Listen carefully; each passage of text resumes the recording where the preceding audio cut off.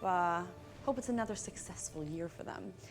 We'll look at the Atlantic Basin right now, busy across the ocean. We've got Hurricane Gabrielle. We'll look at that in a second. And then there are two waves that we are monitoring. Now, I'm not really concerned with either of these impacting us in any major way, but yes, this development blob is close to the state of Florida. We'll monitor it, but there's a front boundary that's actually likely going to be dropping down the country over the next few days while both of these move northwest. So that front's probably going to pick them up and send them out to sea.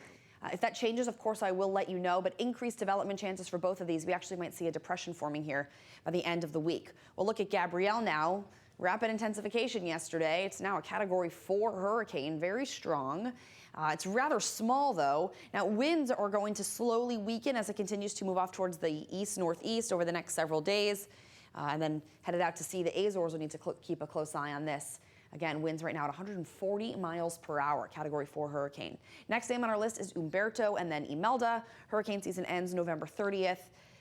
Currently, aside from those two other waves, there's nothing else that we are watching across the Atlantic Basin.